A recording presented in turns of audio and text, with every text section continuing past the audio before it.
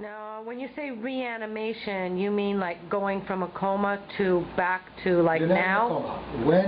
When the final stages, I guess it was after the 6th day or 5th day, where they had tried to revive me, and you sense that I'm a vegetable to most. There was a point where you go and you made the decision. When I shut off all the lights in the room, the last one, everything went dark. And briefly, the only thing that you knew was the machine keeping your breath alive, and that also went. That was when the meeting with God.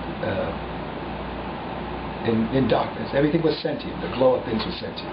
The sound of things, the cavernous, tumultuous, grand sounds of things were all memories of senses.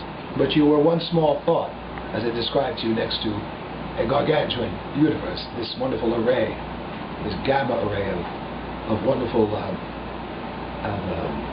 dots, if you want, points that were infinite and yet flat at the same time, convex and concave at once. As a thought might describe itself next to a larger thought.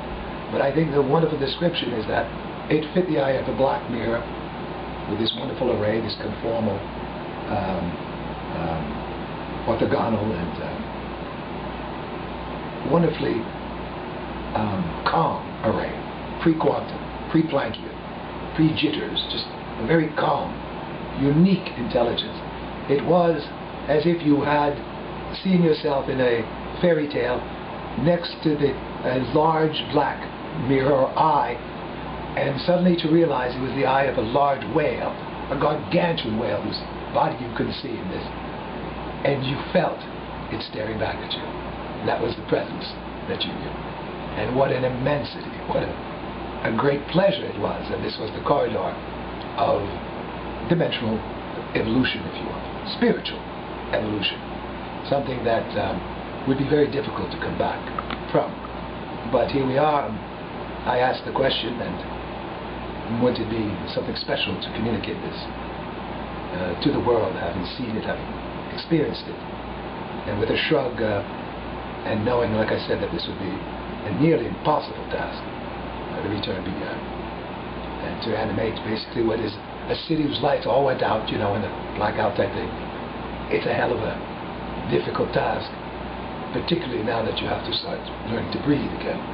And it's not an 8-inning game, it's not a 16-inning game. We both observe and play this baseball thing. The innings are going to be in the hundreds. And that was a very, very difficult thing. And the journeys are physical and visual and visceral, and we'll describe them. So Pangea 1, Pangea 2.